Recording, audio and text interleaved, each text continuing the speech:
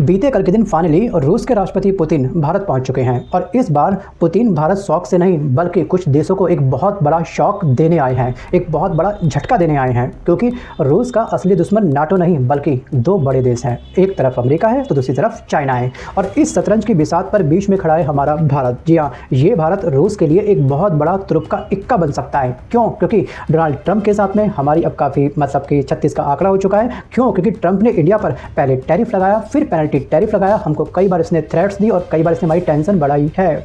और पुतिन इस बात को अच्छे से भाप चुके हैं, समझ चुके हैं और इस बात को पुतिन जानते हैं कि इंडिया को किसी भी हालत में हमको अपनी तरफ खींचना होगा वरना गेम ओवर हो सकता है। और अब आता है सबसे बड़ा ट्विस्ट।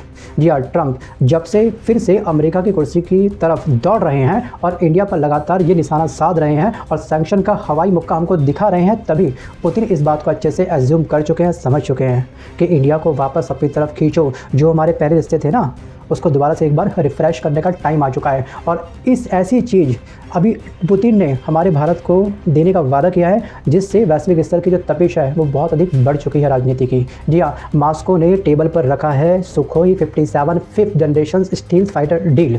पूरा टेक्नोलॉजी ट्रांसफ़र रूस हमको करने के लिए तैयार है, मतलब कि अपना इंजन भी, रडार भी, वेपन शूट भी, और वो भी बिल्कुल विदाउट एनी रेस्ट्रिक्शन। और प्राइस है केवल $60 मिलियन प्रति जेट, यानी एक राफेल की लगभग आधी कीमत में एक पूरा स्टील्थ मॉन्स्टर हमको मिलने वाला है।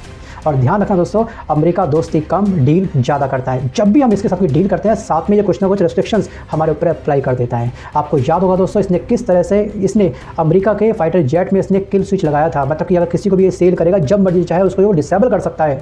बाद में वो अलग बात है कि लोगों के प्रेशर में आकर के ट्रंप ने अपने जेट से वो किल स्विच हटा दिया था। जबकि जो रूस है, जो रसिया है, वो भारत को न्यूक्लियर सम्मेलन जैसे कि टॉप सीक्रेट प्रोजेक्ट में भी बिना ड्रामा सपोर्ट हमको देता आता रहा है बहुत लंबे समय से। जो इंडिया के रिश्ते रूस के साथ में ना काफ़ी मजबूत हैं।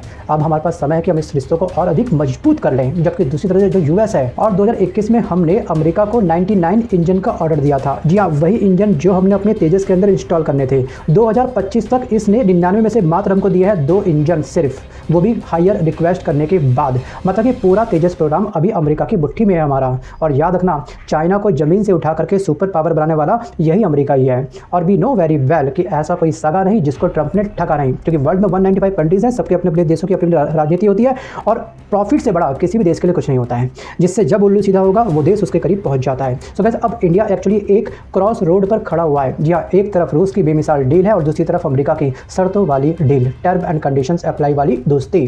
तो अब वीडियो को पॉज करके आप मुझको बताना कि आखिरकार इंडिया को कौन सी डायरेक्शन में अपनी चाल चलनी चाहिए, रूस की तरफ या फिर ट्रंप की तरफ। कमेंट में राय अपना लिखना मुझे मत भूलिएगा।